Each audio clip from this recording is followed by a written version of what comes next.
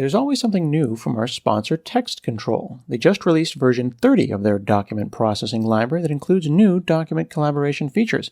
Using TX Text Control, you can integrate online document editing, document signing, collaboration, and PDF processing into your ASP.NET and ASP.NET Core web applications. Whether you need to create PDF invoices, quotations, or reports, TX Text Control provides the developer libraries for all document-related tasks. Check out the new features and see their technologies in action by visiting the live demo at demos.textcontrol.com. That's demos.textcontrol.com.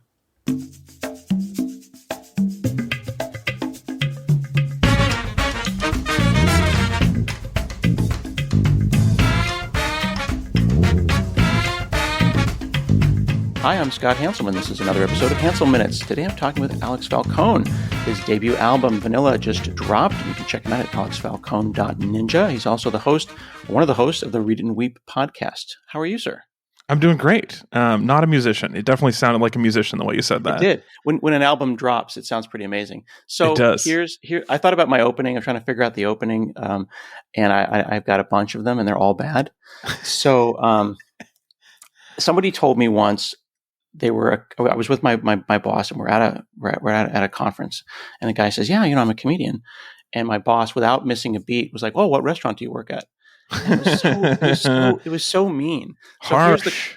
Here's the question: on the spectrum, on the slider bar from Kevin Hart to me, who worked once at Bravati's Pan and was given a $5 tip after after an open mic, where do you sit in the comedy spectrum?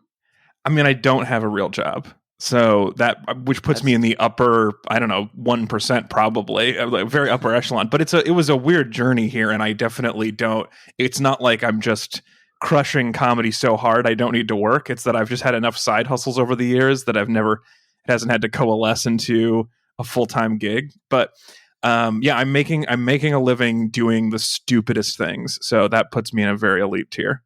And your wife still continues to hang out with you.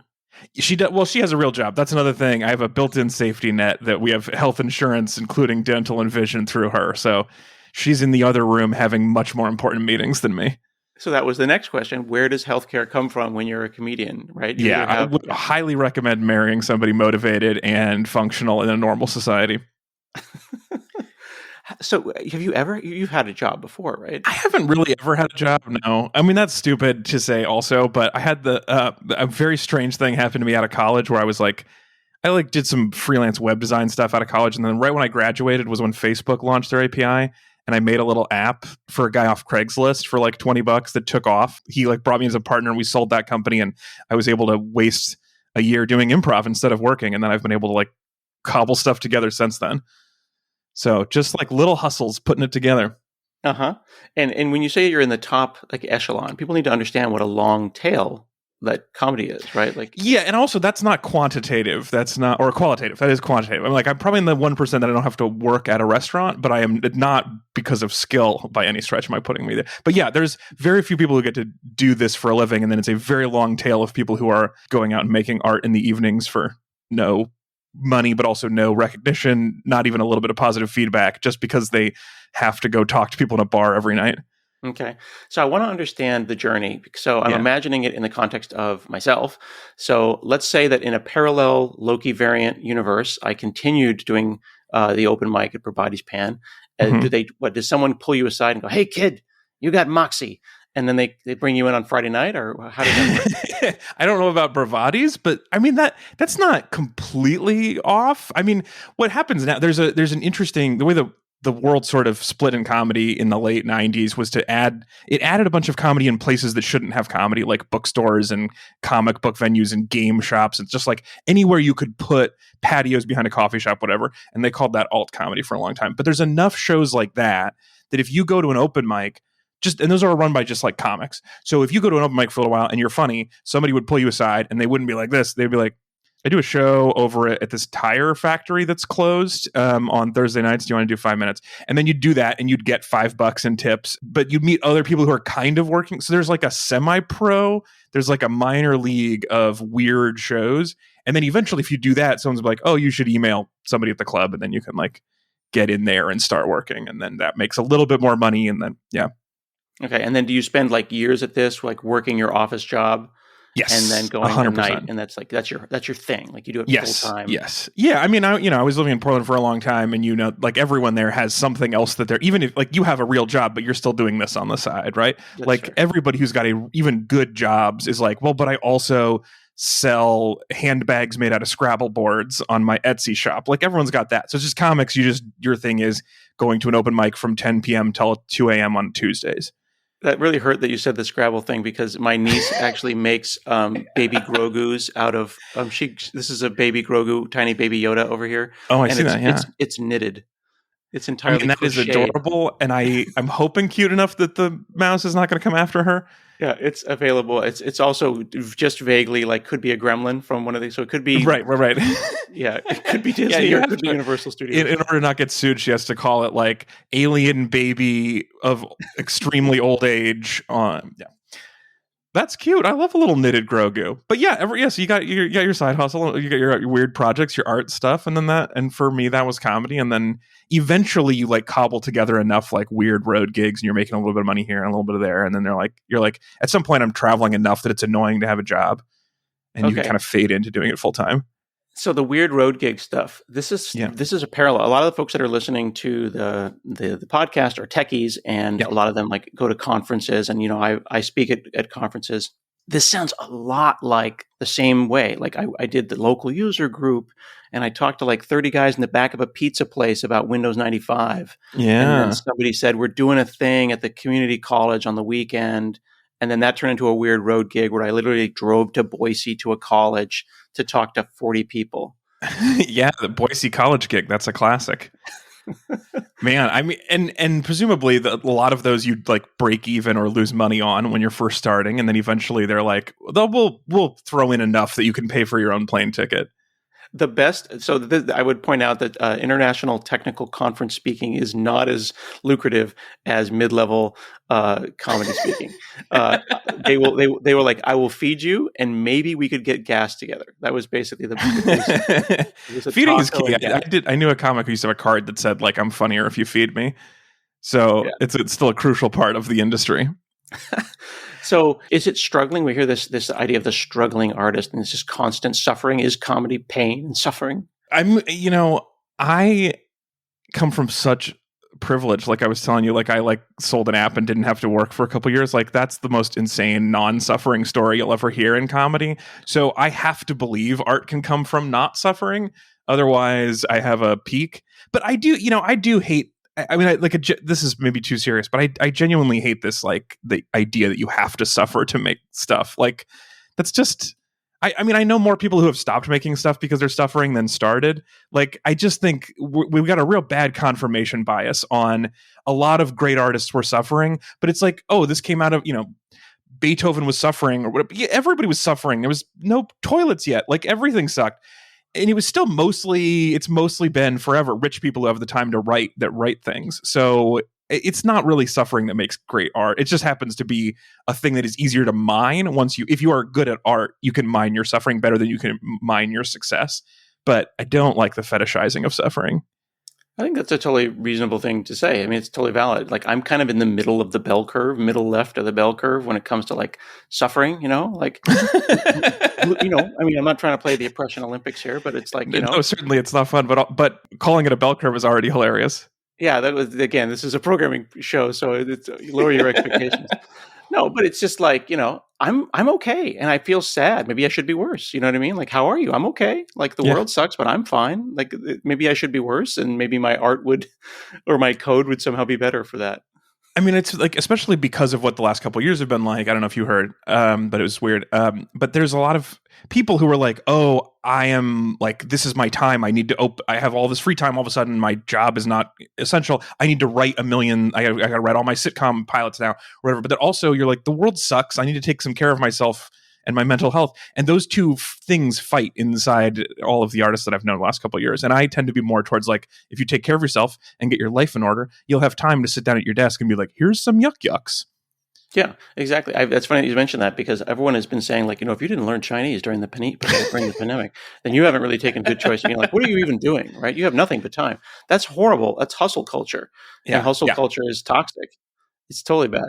I do think. I mean, I like to hustle, and I also, but that part of, yeah. And I did try to learn Korean, but I didn't learn Korean not out of not having the time, but out of not being very good at it.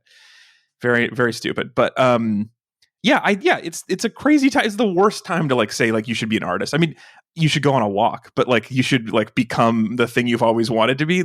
Like free time is different from like free time when the world is dying. It's not the same like free time as like everything is bad, so I have some time off is not the same as like, whoa, what a great vacation I'm going to take. I just sold an app. Maybe I'll do comedy. That kind of Yeah, free time. yeah. I should say that what I did with that money was go do improv for 2 years, which is probably the worst investment anyone's ever made in their future. It happens to have worked out, but I would not recommend anybody who gets a lump sum go like hang out in Chicago and learn improv from the people who wrote books. Oh, man, it sounds so awesome though. Like that, I'm worried that by the time I have enough to quit and do that, I'm going to be too old to be funny, and then I'm just going to be like some Helen Mirren type old dude who's just like trying to tell jokes in like my 60s. Is this an aspiration? Like you did this open mic back in the day, and now you're doing public speaking. Is this like This do is you a do real you thing. want to do comedy? Do you know that it's been on my bio, failed stand-up comic for the last 20 years? This is a real thing, Alex. I'm not That's joking. a little harsh on yourself then. Ryan Reynolds has my career. Back when I had hair, there was a show called Two Guys, a Girl, and a Pizza Place. I remember. And I could have been on that show. That was the show. Like that was just perfect. I was just like, oh, that was great. I'm not saying I'm as pretty as Ryan Reynolds, but there's a certain symmetry there. And I had hair at the time and it was an amazing time. And I was like, oh, and then as Ryan Reynolds rose, I went to work at Microsoft. And wait, did you audition for this or you just thought you seemed like that guy and so you should be on the show? So two things. One, I felt like I seemed like that guy. Like I resonated deeply with that personality type. But you weren't sitting in a room and it was like 6 people who look like you and then Ron Reynolds one of them and they picked him. That would be an amazing story. It would be solid. But you think emotionally you should have been there, not that you just narrowly missed out. They don't cast people based on who feels like they should be on this show. You usually have to like audition and go through this process. I am coming to terms with the fact that the casting agents don't just call you and know that there's a man in Portland. Exactly. Yeah. So this is why I'm saying you're being harsh on yourself for saying failed. I feel like you did not even begin to try. True story, though. I haven't actually ever told anyone this publicly. But a week before my son was born, I was in New York auditioning for a show. And I was going to get a talk show on a network that you would have heard of. And it would have been like a regular on the show, like kind of a Daily Show type of thing. And then my son came early. So it was birth of my son or be on TV. So, wow. So I flew home, man. No, I'm totally happy about that. Like he's awesome. But yeah, I mean, you've never told this publicly, which is good, but I assume you tell him that every time he annoys you. No, every time I just say I could have been on TV and then I just stare at him. You have to live up to my potential TV career now. No, but this is, the whole Gwyneth Paltrow sliding doors kind of thing. You think about those moments when your life gets cut in half. Like, is there you that didn't sell the app and is just funny in the office? Yeah, I mean, certainly that is a possibility. I have had basically like every stupid thing that I've done has turned out okay to the extent that like I've learned only the wrong lessons at this point. I mean, it's really dangerous, and that's why I also feel weird when I hear comics say like they like do what you love for a living, which is like it's just so insanely lucky for someone to be able to do that, and most people don't. And it's not because of a lack of hustle or something. It's because most jobs are not lovable, and we need jobs. So, like, it's just a place of like the universe bumped into itself in the right way, or I took the right sliding door, or whatever, that I've gotten to be here. And so I really do try to keep that in perspective whenever somebody says that I do what I love. It's like, yeah, I'm sorry. I didn't mean to. That shouldn't have happened. You should have this career in talk shows and I shouldn't. I don't know. Just dumb luck. I actually think this is one of the things that problem is that you are interviewing me because you think that I'm doing well. You don't interview the people who failed and have to have like real jobs and still figure out how to like enjoy their lives. And there's such a weird confirmation bias again with like the way we talk to celebrities that everybody says like, yeah, you just do what you believe in. It's like, because you're only interviewing the people that worked for If you were interviewing the people who did what they believed in and then like still have to go get health insurance, it would be a very different set of be like, actually, maybe don't follow your passion when it leads to a large amount of student debt or whatever. That's the totally valid point. Now, that said, and in my lowercase d defense, I have interviewed over 800 people on the show, and I do very much try to catch people that like talk about imposter syndrome. We've done talk shows on failure. Good. I want to talk to like, whoever runs the IT department at Little Debbie Snack Cakes. And they're just like, good. Okay, good. Yeah, that's as long as you interview people who are failures. That's one of my. I push for people to do that more. I've pitched this show to like podcast networks and nobody has bit yet, but I do think there's an interesting show of interviewing exclusively failures. You'd have to figure out how to sell it to the interview guest so it doesn't feel bad, but just be like, tell me about the door that you didn't take. Like, just talk to people about the talk show that you gave up to go do. My parents are both like in journalism, and my mom actually. They were like in DC being journalists after school, and my mom got an offer to move to New York and work for CBS News, which was a huge move for her. But she was pregnant with my sister at the time, and they were like, "You get 6 days of maternity leave," and she was like, "Not good enough." And for years, I've like felt kind of bad about that. Like we were the thing keeping my parents from living that dream. And then like only like a year ago, I was talking to her about it, and I told her how much that story affected me, and she was like, "Oh yeah, this was for CBS News Radio, and they closed like 6 months later and would have laid everybody off, and I would have been in New York with no money and a kid and no job." So like I think that's the part of that story that we don't get to think about all the time is like, I don't know what your show would have been like, but maybe you would have hated it and it wouldn't have worked out. You wouldn't have had anything else going on. So I do think it's really interesting to talk to people who are like failures about letting dreams go. I don't know. I'd have to figure out how to sell it so no one feels like, hey, I got called from the failure show. But I think there's an interesting interview series there. No, I think there totally is. I mean, and that's very valid. I mean, first there's the acknowledgement that I am where I'm supposed to be. We are where we're supposed to be. Whatever happened happened for a reason. There's that. Yeah. It's cool that you stay focused on like your privilege and you understand like that's coming from like you could just kind of like float above the rest and just say, "Yes, I'm doing amazing." You go to the high school reunion and just tell people how you're killing it in LA.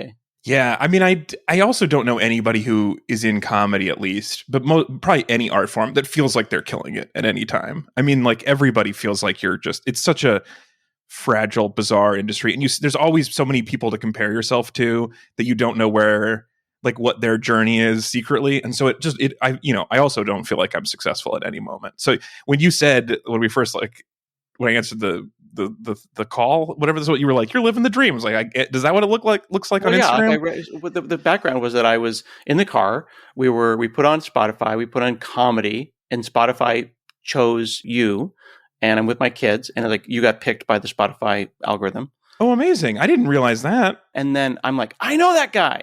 So then we look up the album, and then we listen to the album straight through in the car. And my kids are just laughing their tails off. And I'm like, yeah, and I'm the cool dad now. Cause I'm like, yeah, Alex was in Portland. We hung out together. We watched a rocket launch together. We went on a trip. We went to NASA. And we went on a bus singing camp songs and stuff. And my 16-year-old's like, you should have him on the show. And I was like, I should. So I text you right away. And I'm like, you're amazing. You're living the dream. Let's talk about your show. And now we're here. Yeah, I mean, that's so kind, and I appreciate your 16-year-old booking hustle. I like that as well. I feel like I'm very lucky to be here, and also I feel like a failure most days. I mean, as much as I think we shouldn't be hard on ourselves, especially during the pandemic, I do feel like every 5 minutes I didn't write a sitcom. I'm like, I should have been writing. So I'm still hard on myself that way, and I still don't think. I mean, I am living a dream, and I never know if it's the dream. That sounds like it was a more meaningful phrase. I just came up with that, and I don't actually know what it means. I thought it was going to end on a really like inspirational T-shirt type of level, and it kind of just petered out at the end there. You need someone to do a little punch-up work on that one. Yeah, the second effort of that will be much better. I worry that if I were like, I'm imagining this parallel universe where I'm a comedian, that I'd be like walking down the street, like at the top of my game, and then I would kind of stop and go, "Oh, I'm out of jokes." Yeah. So there are basically two different like main mental problems that comedians have, and I think a lot of other artists, but mostly for comedians. But the one is, or mental blocks, I should say, not problems, but mental blocks. One is people who think everything they do immediately is crap and they have to throw it away and work on something new. And I mostly hang out with people like that. A lot of my friends are like, "Oh, I wrote it. It's great. I can't do that. It's not me. It's not, the next thing will be better."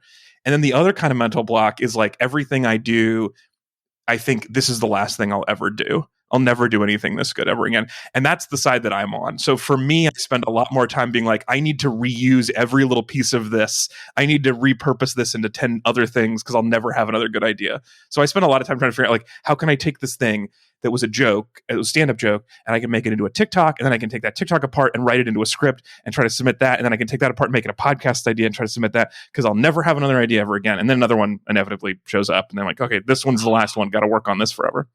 That is, you're like, what are they saying? Singing my life with his fingers or whatever. Like, that's exactly. That's me. how you feel? Oh my goodness. Cause I'll do these talks for Microsoft, like a keynote, and I have to like own it. So it's like, come up with a new concept, right? So a couple of years ago, right before the pandemic, or actually right at the beginning of the pandemic, we did an episode of the Microsoft Office, like The Office, but with Microsoft. Okay. So we had like shaky cam, and I'm Perfect. Michael Scott. And it wasn't that cringe. It was actually okay. It wasn't a parody. Mm-hmm. It was just me and a bunch of dorks, and we all went and we wrote code, and it was amazing. And I was like, now I'm like, that's the best thing I've ever done. I should just quit, just do a George Costanza, good night, everybody, and then just leave, because it's never anything going to be better than that thing that we did together. The only thing I can say to help with that I found is that it is fun to make things with my friends. And that's the thing that I keep coming back to, is like, I like making stuff with my friends. So when I make something, I'm like, that's the best thing I'll ever do. I'll never have any other ideas ever again. But if I get together a couple of people I like and we start hanging out and doing stuff, we'll make something else. Okay, so here's the thing, though. And again, I feel really like this is like the exposed episode of the Hansel Minutes podcast. Yeah, I didn't mean for this to be so deep on you. This is like supposed to be about me. Thing. We need to hang out more, actually. It's sad that you moved away. I have such imposter syndrome that it is only by putting my friends together in a room that things that are amazing happen. Yeah. So I love working with them. And, you know, my work friends are just amazing. And like, if I'm at home and I'm freaking out, I'll call them, and then good things will happen. And it wasn't me. It wasn't me that made it awesome. It was the fact that I was also in the room, and then that thing happened. I completely agree. I think that's the kind of stuff. It doesn't really work as much for stand-up. You have to do some fiddling to make it work in stand-up. But, you know, I'm trying to work on some TV stuff, and that's like one of the reasons why everybody likes TV so much as a writer, is because it's a collaborative writing process. It's a room, it's people kicking around ideas, and that's when I feel the most comfortable. And especially if you surround yourself with the people who have that opposite mental block, the people who are like, ideas are easy, I'll always have a million ideas, but none of them are good enough. And then I can be part of being like, no, this is a great idea, let's keep working on this one, and we can yin yang together. So like, most of my best creative partners are people who have like a million ideas but never believe in them, and I believe in every idea forever. Oh my goodness. Yeah, that's like, I'm gonna like have trouble dealing with this later, because that's like my whole career. And it's not stand up, it's just like stand up with PowerPoint. And well, yeah, I mean, whatever.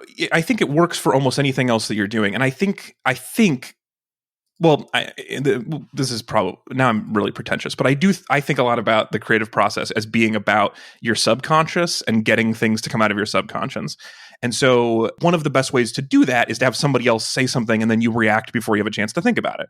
So being in a group causes you to become less self-conscious and let stuff bubble up and come out. Like when you're improvising with people, you say things you didn't realize you were trying to say. And so when I'm writing alone, the way I try to make my process, I try to build my process around accidentally saying something I wasn't expecting, where I'm surprised by what I wrote. And usually that's just like doing it fast. Like the faster I write, the more likely something is to pop out of my head. I love, like, I'm gonna list 15 bad ideas for this joke, and if I write them fast enough, the 9th one will be kind of good. If I just give myself a bad task, a really low, like the quality doesn't matter, just a lot of things quickly, one of those things might be good because it came out on accident. But that's like trying to recreate the group dynamic by myself. There's a thing in programming, you probably know, called rubber ducking, where you're alone in a room and you have a little rubber duck that sits on your desk, and you have a problem and you're stuck, and you just tell the rubber duck about the problem, and then you simulate. I've not heard this, but I love it. You ever heard that? It's a real thing. It's like vibing.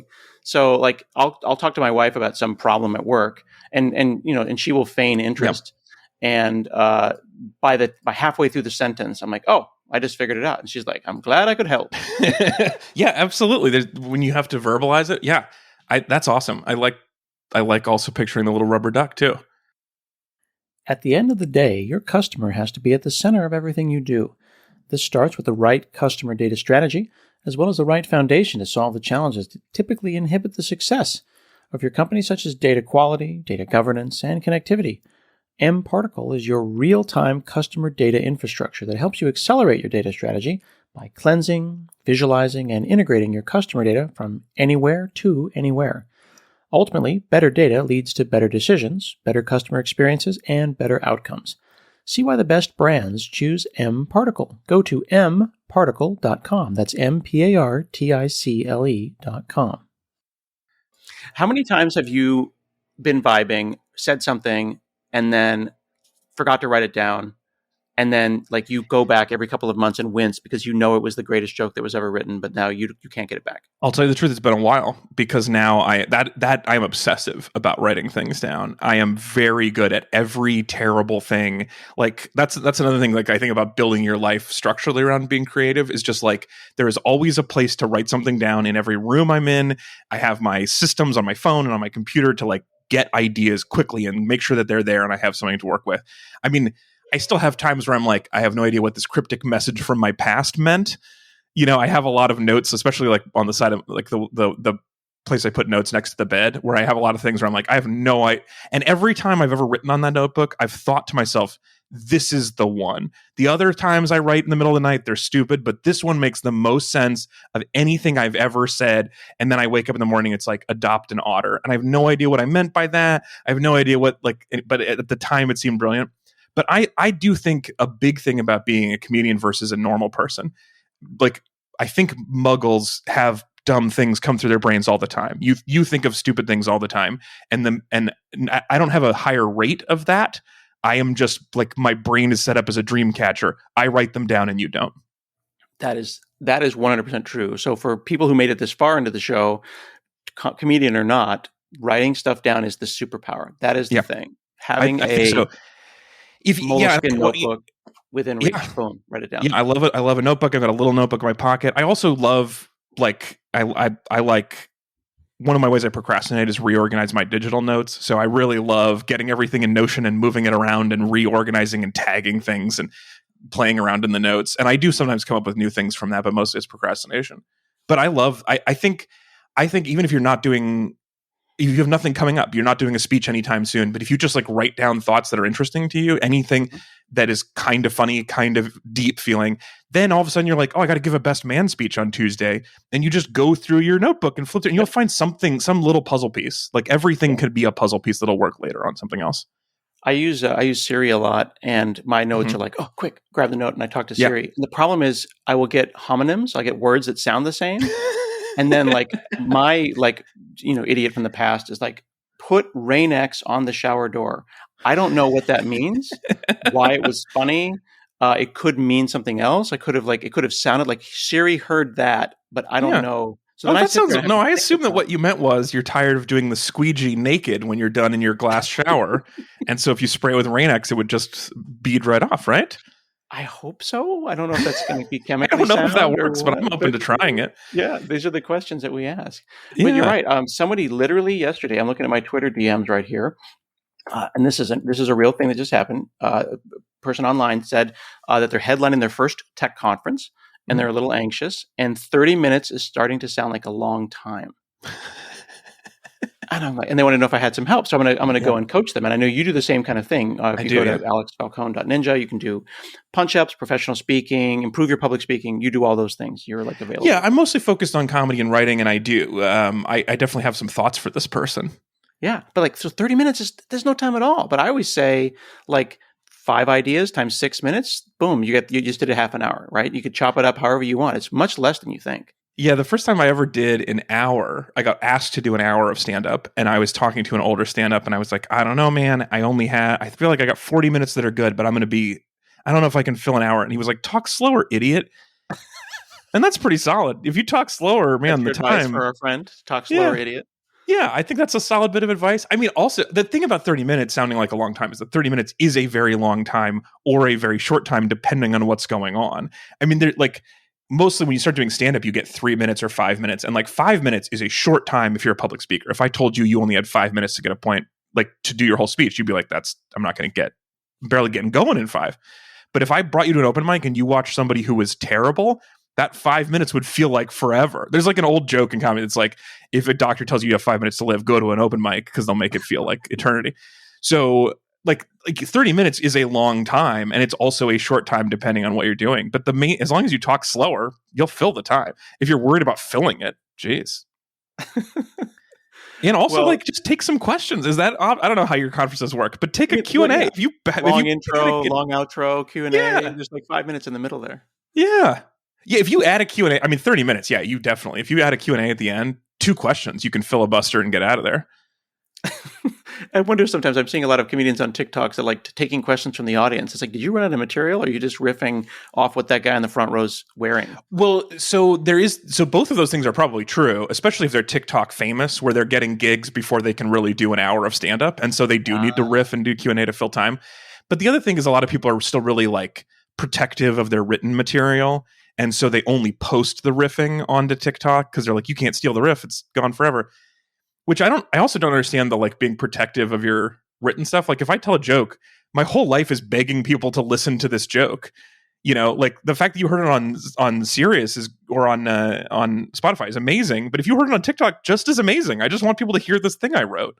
I can't pay people to come watch me do shows most of the time. And so if I put it on TikTok and 1 million people see it, I'm not like, oh, they all stole my essence. Like that's 1 million people who saw a joke. That's amazing. So that's funny. So when I texted you to come on this show, I was like, what can I do to support you? And you're like, yes, tweet about my show, talk about my podcast. Like I'm going to your website here and I click on shows and it's like Pandora, Spotify, Apple Music, Amazon. Like your stuff is available, free basically everywhere. I was like, I thought you wanted me to pay $11 for this.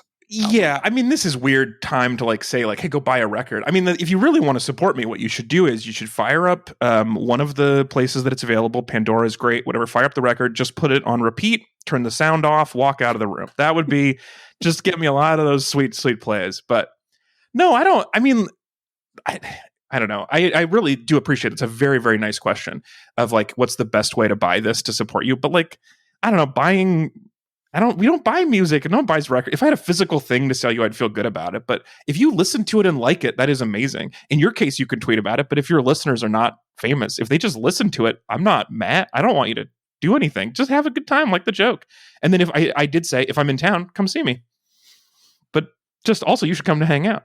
I don't know. I just feel like because so many things have worked out when I have not been trying very hard, why would I be super pushy right now about trying to get an extra couple of dollars out of somebody? If you like me, this will work out in the long run. Let's just hang out.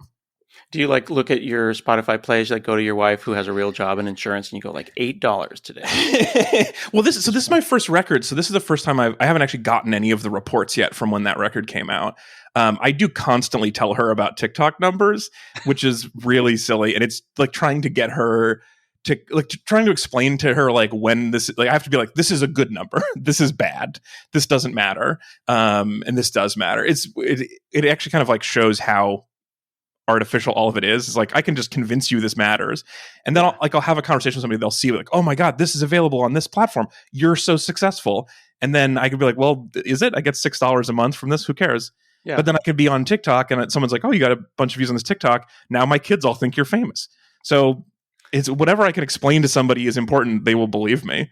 I've been goofing around on TikTok and someone was like, the keyboard warriors are the worst. And someone was like, says the guy who has 100,000 followers. And I was like, I've made $8 this year on TikTok. Like, This is not like this is not even lead generation. Yeah, TikTok is hilarious. Like where the numbers are so absurd that like, this happened to a lot of comedians over pandemic. This is one of the things I did over pandemic. I was like terrible at social media until about a year ago. And then I was like, I should probably figure this out because I've got a record coming out at the end of the year. And I had a meeting with the promotion people and they're like, we use all your social numbers to figure out and like some of the demo information to figure out who will like your record and advertise to them. I was like, well, I should probably get some followers so you have some information. I should get you some input. And so I decided to like actually learn social media stuff. And I really enjoy TikTok, but like the numbers are just so silly.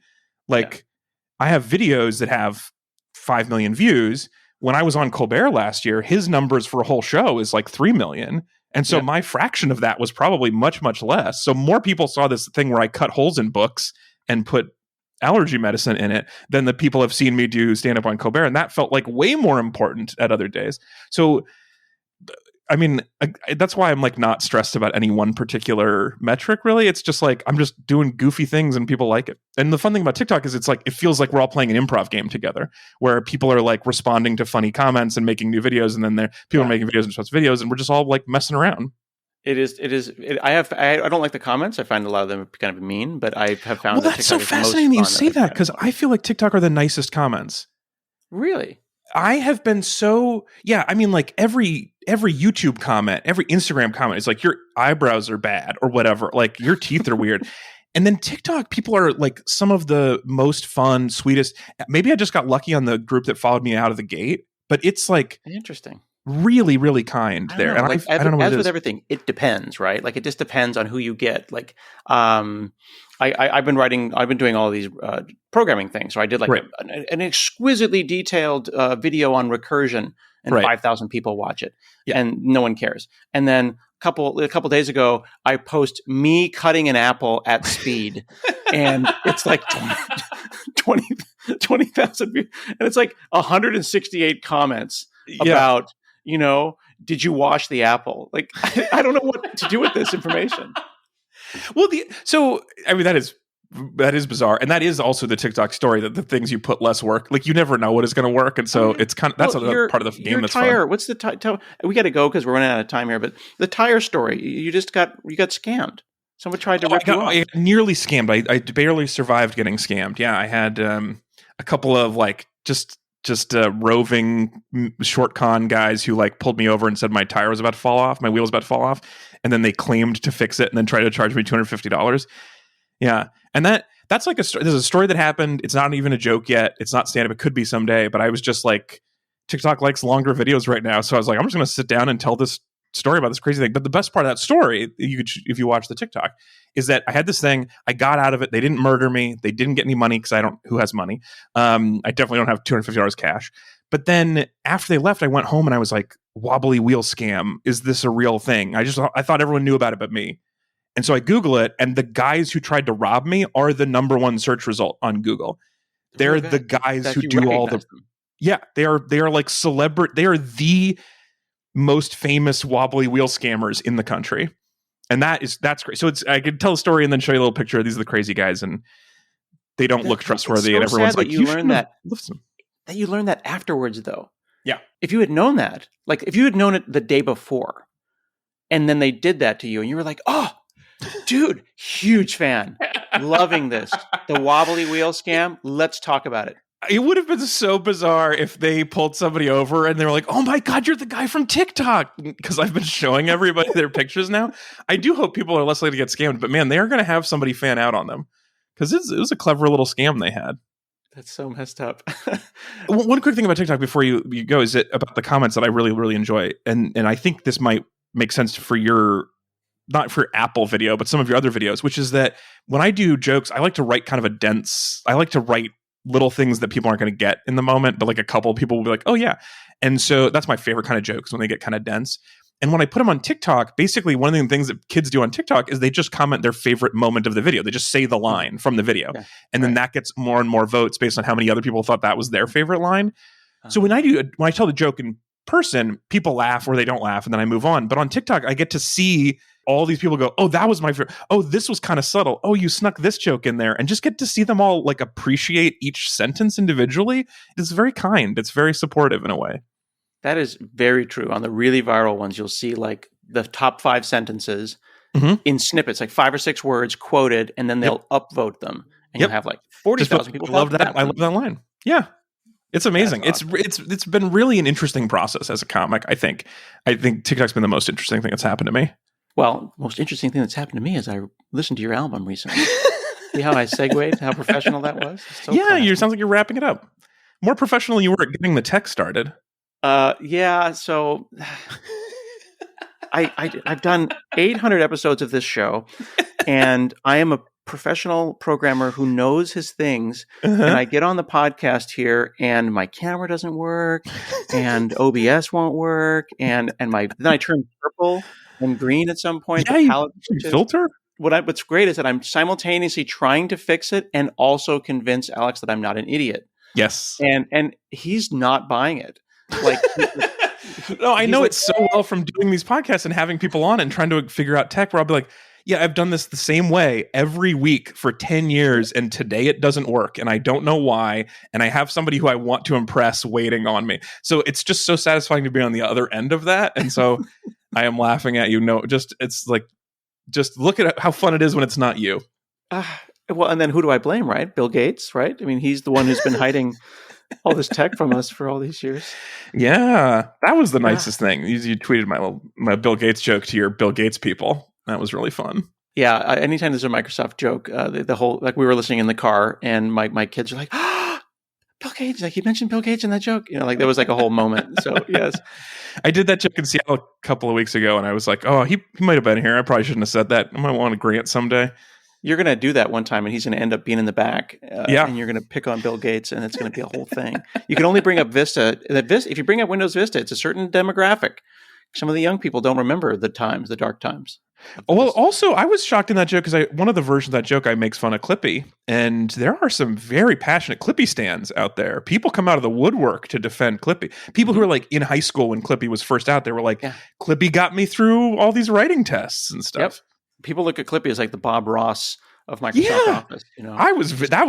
This again, the TikTok thing where they focus in on one little part was like, people, I had no idea that one line was resonating with people the way it was, and now I know that, so I can change how I deliver it. And you really do that. Like, you take that data and then you turn around, like, you're like, that worked, so I'm going to hit that word harder. I'm going to hit that harder, and then people are not commenting on this other thing that I thought was brilliant, so I will change the order and I'll end on the better one, or I'll cut this line and get to the other thing faster. That is one of the things people don't realize about public speaking, comedy, technical speaking, whatever.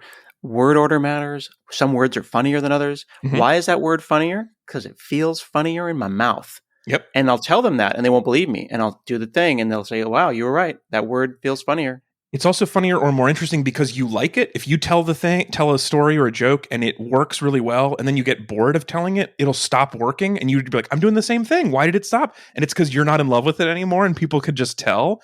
There's so many subtle things you do that make a huge difference in the long run. When you're coaching this person on their 30 minutes, I mean, I don't want to like stress them out that all this stuff by making it sound harder and harder. It's actually just like, if you're having a good time with it, the story will actually work better. That's one of the main things. I learned this in one of my improv classes when I stopped working and started hanging out with improv people. But I had this improv teacher who's like, if you're having fun, it is impossible for people to watch you have fun and be mad. It's just, if you can't just sit in a crowd, arms crossed, be like, how dare they have such a good time? So if you are having fun giving your speech, the crowd will they'll be forced emotionally to be on your side. Absolutely. And I also coach people to say that most times the crowd wants you to win. They they didn't come there and pay the money to see you fail. They want you to win. So they're going to give you that. People say that about comedy, that I was like, when I first started doing stand-up, that people are like rooting against you. And they're not. It's not like Blues Brothers where they're throwing bottles and stuff. There are bad gigs, and there are some people in the audience that are bad, but 99% of the time, people came because this is the only good thing they're doing this week. This is their one night out. They got a babysitter. They bought dinner. This is like a $200 night for them. They do not want you to bomb. That's not helpful to them at all. Very cool. Well, thank you so much, Alex Falcone, for hanging out with me today. What a pleasure. Yeah, man. This is great. You should probably do comedy or have a podcast or something, because you're a charming, charming devil. You can check out Alex and his debut album, Vanilla, on everywhere that albums are sold or streamed, all the places. I heard it on Spotify. And then also check him out at the Read It and Weep podcast, where he and his friends talk about movies. And you've been doing that for 5 seasons now. Yeah, well, 5 seasons. The first season was 350 episodes. We have kind of long. That was my favorite joke on that show, is after 350 episodes, we're like, now season 2. But it's gotten buried by the other seasons. But the thing we're doing this season, if I can real quick pitch for the podcast, is that we're playing a year-long movie game. So we each picked a secret movie, not secret, but we picked a movie. And then each week, one of us, whoever's turn it is, gets to pick the next movie you watch that has the same actor as the movie you just watched. And so we're moving sort of the Kevin Bacon system. We're moving through movies. And if you can direct it to the movie you picked at the beginning of the season, you get points. And then we reset and you pick a new movie. So it's like a 50-week-long show of us trying to figure out how to steer Kevin Bacon points and watch movies we want. And then there's like superpowers and stuff. It's really silly. But it's like we took the movie watching show and then added a bunch of tabletop game rules to it. As well you should. That sounds awesome. All right, I'm going to include links to all of this, including Alex's TikTok, in the show notes. This has been another episode of Hansel Minutes, and we'll see you again next week.